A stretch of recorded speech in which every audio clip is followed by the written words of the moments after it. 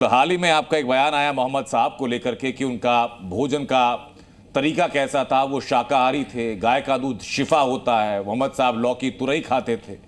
ये बयान का मूल क्या है? कि मेरा कोई बयान जो है कोई विवादित रहा नहीं। कोई आपके पास हो तो मैं समझता हूँ कि आप दिखा सकते हैं जी। लेकिन मोहम्मद साहब ने हदीस में अपनी छोटी बेगम आयशा जी को जो पशुओं का रेवड़ है उसकी तरफ इशारा करते हुए कहा है कि इनका दूध शिफा है, मांस से बीमारियां फैलती हैं, इसलिए इनकी रक्षा हो। तो ये उन्होंने स्पष्ट कहा है। उसमें बकरी भी थी, गाय भी थी, भैंस भी रही होंगी। तो जब मोहम्मद साहब कह रहे हैं कि गाय का दूध शिफा है या जो दूध है वो शिफा है और मांस खाने से बीमारी फैलती हैं, तो ये तो हदीस कहता है। तो इसका मतलब साफ हो गया ना कि मोहम्मद साहब मांस नहीं खाते थे। मुझे अगर ये पता चल जाएगा कि ये खाने से मैं बीमार हो जाऊंगा तो कोई भी नहीं खाएगा। तो ये क्लियर है ना। तो ये शाकाहारी होने के ही प्रमाण है। और प्राचीन काल में आप रामायण से लेकर के आज तक जितने भी हमारे अवतार हुए हैं उन्होंने किसी दूसरे जीव का मांस नहीं खाया। कोई एक उदाहरण हो तो आप बता दो। जी।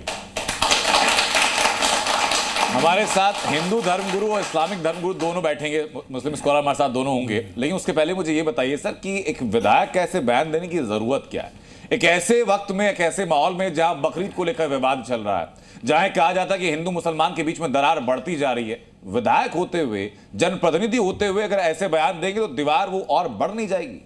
नहीं, तो ये मोहम्मद साहब ने अगर कहा है, उनकी बात को कोड करना क्या विवाद बढ़ाना है?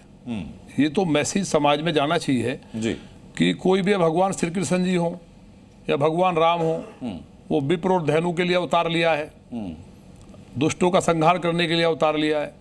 वही मोहम्मद साहब कह रहे हैं, वही गाय की रक्षा कह रहे हैं, दूध को शिफा बता रहे हैं। तो अगर उनकी बात को हम कह रहे हैं कि जो एक साथ किसी को हमें जिंदगी देने का अधिकार नहीं है तो उसकी जान लेने का अधिकार नहीं है। मनुष्य जो है वो मांस खाने के लिए नहीं बना है। मैं किसी बकरीद पर बकरी की कुर्बानी को लेकर भी नहीं, मैं किसी के लिए नहीं कह रहा हूँ, लेकिन मानव के जो दांत हैं वो मांस खाने के लिए नहीं बने। वो एक मजबूरी रही होगी किसी जमाने में जब लोगों पर कपड़े नहीं थे तो शिकार करते रहे होंगे।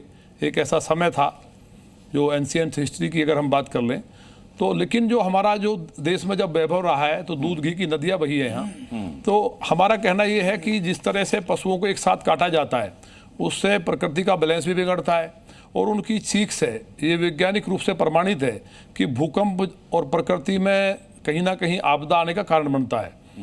और ऐसी तमाम व्यवस्थाएँ हैं कि मोहम्मद साहब ने जब जो शुरुआत हुई, जो ऊपर अल्लाह ताला के सामने जो कहानी आती है कि हज़रत इब्राहिम साहब ने जो अपने बेटे की कुर्बानी दी कि जो सबसे ज़्यादा प्रिय है, बेटा प्रिय था, तो उन्होंने दी। और उसके बाद बेटे की कुर्बानी के बाद उनका ईमान सच्चा था। तो जैसा कि कहानी है कि दुम्बा प्रकट हो गया।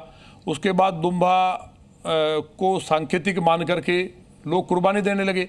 जब ऊपर वाले ने बेटे को जब काटने के लिए चले और वो एकदम दुम्बा प्रकट हो गया, इसका मतलब उन्होंने बेटे की कुर्बानी स्वीकार नहीं की, उनकी परीक्षा ली। इसी तरह रावण ने अपने शीश चढ़ाए भगवान महादेव को, लेकिन भगवान ने तुरंत शीश जोड़ दिए, प्रकट हो गए। ध्यानु भगत की कहानी, ऐसी तमाम कहानियां हैं। सनातन हो या इस्लाम हो, देखिए सनातन तो आदिकाल से है जी। इस्लाम की कहानी 1400 साल की है।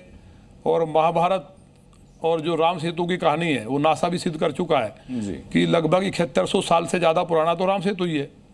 तो ये सारी चीज़ें सनातन के ही सब पार्ट हैं।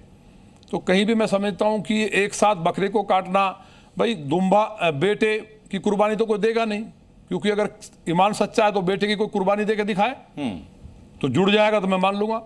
लेकिन उसके बाद दुम्बा मानते हैं, दुम्बा से फिर बकरा, बकरे से भैंसा। तो जब हम सांकेतिक रूप से यहाँ से यहाँ सकते हैं तो आज कोरोना का भी कहर है देश में। और एक साथ इतने पशुओं का कटना और जो पॉल्यूशन, जो नालियाँ, जो खून वहाँ बहने वाला है, इतनी हड्डियाँ इकट्ठी होंगी और जो पूरा हालत ख़राब होती है, तो क्या हम लोग सांकेतिक तौर पे बकरे का जो केक का बकरा बना करके जब हम लोग बेटे की जगह आपने सारी पे आ बातें गए पूरी तो कर नहीं दी कर सर। सकते क्या? मोहम्मद साहब क्या खाते थे वहां से लेकर के और इको फ्रेंडली बकरीद तक सारे मुद्दों को आपने एक बयान में कर दिया। हमारे साथ कुछ 4 मेहमान और जुड़ चुके हैं और मैं सीधा हाजिर खान आपके पास में आता हूं कि नंद किशोर गुर्जर के बयान को लेकर के ये बयान आपको सच्चा लगता है, गैर वाजिब लगता है, विवादित लगता है, क्या लगता है? देखिए नंद किशोर जी जो बात कह रहे हैं इन्हें यह भी नहीं मालूम कि इब्राहिम अलैहिस्सलाम का वाक़या कितने पुराना है। 7000 साल पहले का वाक़या है इब्राहिम अलैहिस्सलाम। और इब्राहिम अलैहिस्सलाम ने जो अपने बेटे की कुर्बानी दी उससे पहले 100 ऊँटों की कुर्बानी दी, 10, 20, 30, 40, 50, 100। फिर उसके बाद अल्लाह ने कहा कि सबसे महबूब तो महबूब था 96 साल की उम्र में इस्माइल अलैहिस्सलाम पैदा हुए, जिनकी उम्र उस वक्त 10 साल की थी। उससे कुर्बानी जब इस्माइल अलैहिस्सलाम को लिटा लिया और छुरी चलाई तो छुरी कह रही है तू कहता है काट और अल्लाह कह रहा है नहीं काट। तो हज़रत जिब्राईल अलैहिस्सलाम ने आके दुम्बा रखा और दुम्बे पर कुर्बानी हुई।